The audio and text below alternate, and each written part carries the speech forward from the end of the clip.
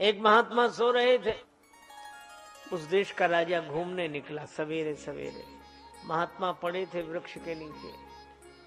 अरे इतने सुंदर संत सो रहे हैं, इनके शरीर पर ओढ़ने के लिए कुछ नहीं। राजा जो चादर ओढ़े था उतार कर संत को ओढ़ा दिए। महात्मा बोले खुश रहो बेटा, तुम ऐसे ही करते रहो जिंदगी भर। पीछे से एक चोर आया, संत के शरीर पर इतनी कीमती शॉल देखी, दबे पांव आकर शॉल का एक कोना पकड़ा, खींचा और भागा। महात्मा हंसकर बोले खुश रहो बेटा, तुम ऐसे ही करते रहो जिंदगी भर। देखो जिसे कभी कोई फर्क न पड़े। एक महात्मा का सामान खो गया, सिपाही के पास रिपोर्ट लिखाई, हमारा सामान तलाशो। क्या खो गया महाराज?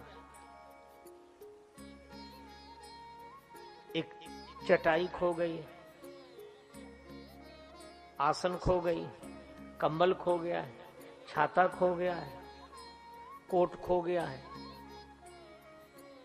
सिपाही हंसकर बोला इतनी चीजें तो नहीं खोई, ये आपकी एक गुदड़ी है यही।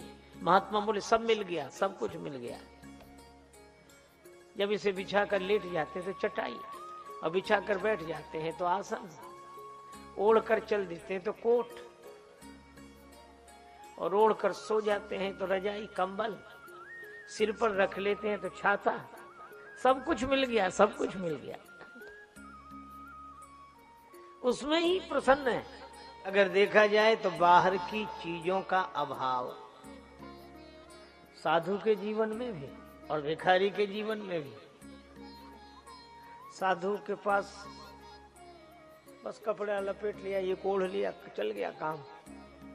और भिखारी के पास भी ऐसे ही, न भिखारी का कुछ ठिकाना, कहाँ रहेगा, क्या खाएगा, न साधु का कोई ठिकाना। लेकिन आप देखोगे भिखारी परेशान रहता है और साधु प्रसन्न रहता है। क्यों? क्योंकि भिखारी के जीवन में जो बाहरी चीजों का अभाव है, उसका भाव उसके मन में है। और संत के जीवन में बाहरी चीजों का अभाव तो है, पर उस अभाव का भाव उसके मन में नहीं है, इसलिए प्रसन्न है। भिखारी को कोई देता है तो देने वाले की कृपा, भिखारी को कोई देता है तो देने वाले की कृपा। लेकिन जब साधु किसी के द्वार भिक्षा लेता है तो देने वाले की नहीं, लेने वाले की कृपा है।